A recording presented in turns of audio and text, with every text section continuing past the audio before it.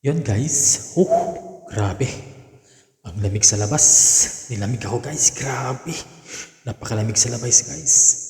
So yan guys, at pasensya na kayo sa aking suot. Napakapal ng aking jacket kasi sobrang lamig talaga sa labas. At siya nga pala guys, meron pala akong ipapakita sa inyo. Yung nakaraan pala ay tinuruan ko po kayo kung paano magtupi ng pants. At ngayon pala guys ay tuturuan ko po kayo kung paano i-fold itong big jacket ito guys, yung pom ng jacket na ito. So yun guys, tingnan nyo titigan nyo kung paano siya tupi ng maayos at malupit guys, okay? Paano ko na guys kasi at mainit. Kailangan kong itong ipakita sa inyo kung paano siya tupin itong jacket. So yan. At hubarin ko na guys kasi mainit. At yan na. So step by step tayo guys at ipapakita ko po sa inyo kung paano tupiin itong jacket ito guys. Ganyan lang yan guys. Diyan mo lang. At ito siya. Ibat ko na siya guys. At yun i-jam mo lang siya ng ganyan. Yan. Ganun siya kabilis guys na.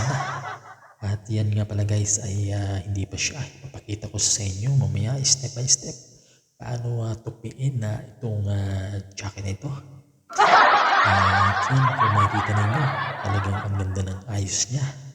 Ang pagkakatupi ay talagang malapit siya guys.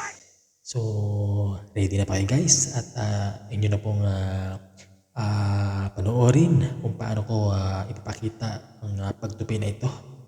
Ayun guys, intro po muna tayo. Pasok! Okay, let's go.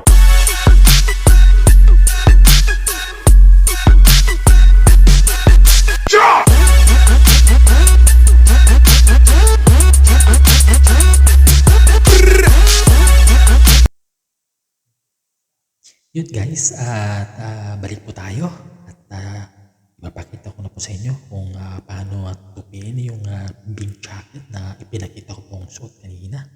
At siya nga pala guys, ito ay personal na tips ko lang po sa inyo kasi yung iba may mga kanya-kanya naman po klase sa pagtutupi.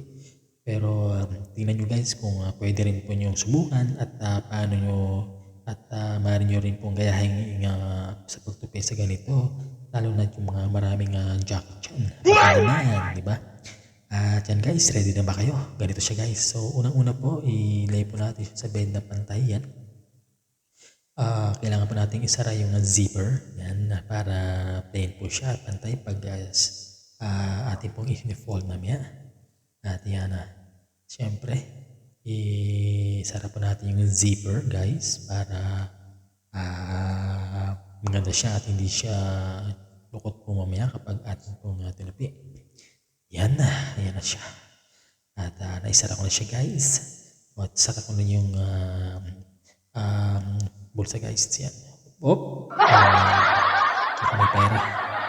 Mahirap talaga guys ngayon guys. Kailangan natin ng pera guys. So sara muna natin yan. So pagkatapos po natin siyang masara lahat ng zipper guys, i-fold po natin siya sa half. Yan.